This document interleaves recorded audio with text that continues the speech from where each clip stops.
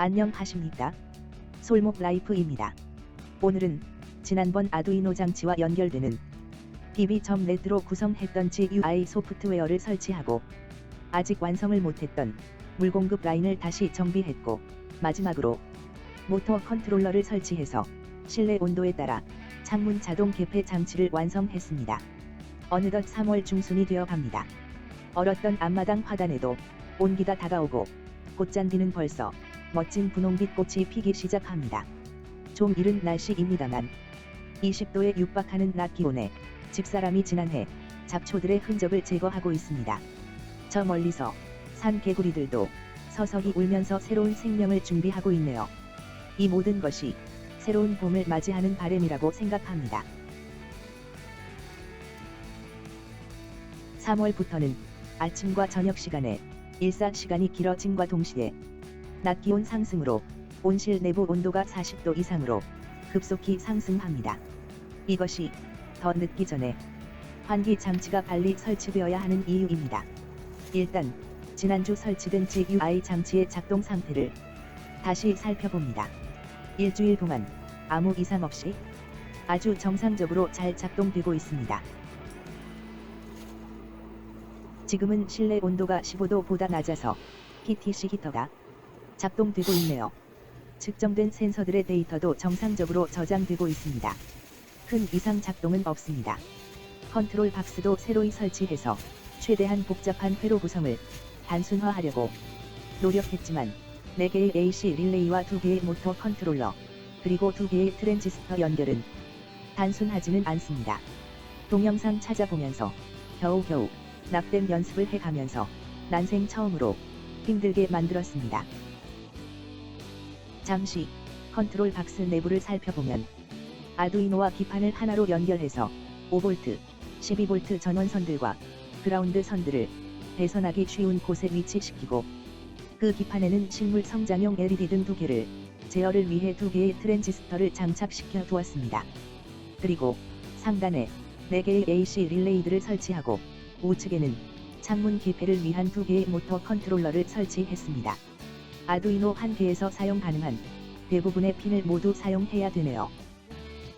3월 초에 기록된 센서들의 데이터를 살펴보도록 하겠습니다. 대략 오후 4시부터 그 다음날 아침 8시까지 PTC 히터가 작동하고 있네요. 외기 온도와 약 8도씨 정도 실내 온도를 보상을 해주고 있습니다. 동파는 발생되지 않을 듯 합니다. 3월 초인데 오후 2시경에 온실 내부 최대 온도는 45도까지 육박합니다. 아마도 4월이 넘어서면 그 온도는 60도 이상까지도 상승할 듯 합니다. 정상적인 식물들의 성장을 위해서는 최대로 40도 이상으로 온실 온도가 상승하면 안 되겠지요.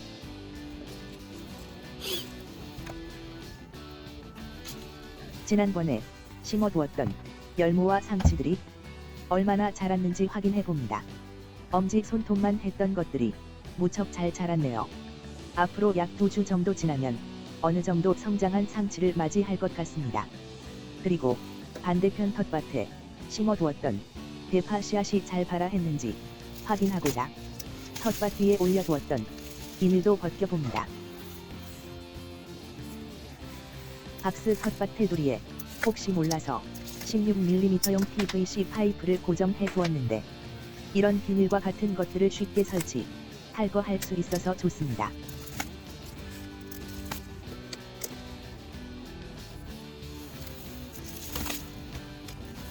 중간 사이즈의 발레 집게로 고정, 탈거하기 쉽네요.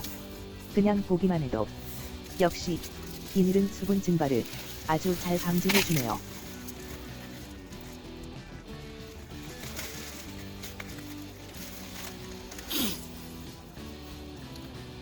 얼쑤, 대파들이 발아 단계를 넘어서 좀 성장했습니다. 우짜란 것 같기도 하고요. 상단에 있는 비닐 때문에 키 성장에 좀 장애가 있었던 것 같습니다. 그래도 튼실히 자라주니 기분은 좋습니다.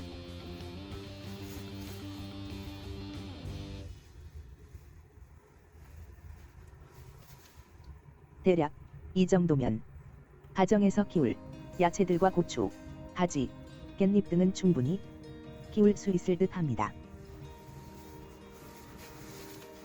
얘는 청경채. 덕트 팬도 새로이 설치했습니다. 얘는 이것은 온실 상단의 열무. 고온을 땅속으로 안내해서 땅속의 차가운 온도와 열교환을 통해 온실 내부의 공기를 낮추는 역할을 하는 것인데, 지난번에는 PC팬으로 설치했습니다. 그러나 풍량도 부족하고 무엇보다도 PC팬의 베어링 소음이 귀에 많이 거슬려서 결국에는 사용하기에 부적합하다고 판단하고 결국에는 저소음 덕트팬으로 교체했습니다. 만족스러운 소음과 풍량입니다. 텃밭에 물을 주기 위한 관수 호스와 노즐입니다. 전에는 호스 내경이 6mm인데 2개의 박스 텃밭에 공급하기에는 내경이 너무 적어서 물 공급이 원활치 못하고 호스에 송곳으로 내가 간이로 뚫어 놓은 구멍들에서 물이 나오는 양이 너무나도 일정치 않아 결국은 물량 조정 가능한 노즐을 달았습니다. 또한 호스도 13mm 내경으로 증대시켰습니다. 좀 더 깔끔해 보이고 호스 중간에 개폐 밸브도 설치해서 필요한 텃밭에만 임으로 물을 공급해 줄 수가 있어서 많은 장점이 있네요.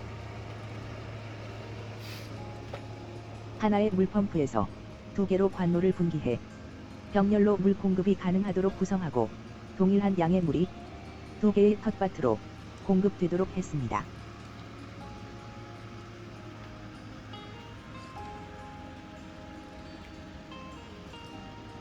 이것은 창문 개폐를 위해서 설치한 리니어 액추에이터입니다.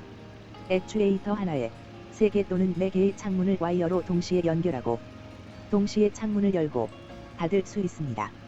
모든 창문에 각각의 액추에이터를 설치하기에는 비용이 만만치 않아서입니다. 이렇게 연결해도 작동 잘 됩니다.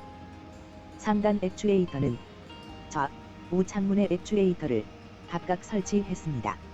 상단 창문은 온실 상단에 고여있는 뜨거운 공기를 환기시키기 위한 것이라서 좌, 우 각 1개씩만으로 충분합니다.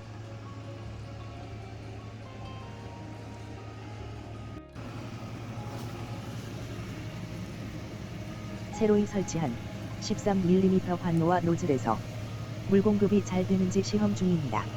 어떤 노즐에서는 방사형으로 물이 분사되고 또 다른 것들은 점적처럼 물이 그냥 흐르기만 하네요. 노즐 사양이 약간 다른 것 같습니다. 전체적으로는 잘 작동합니다.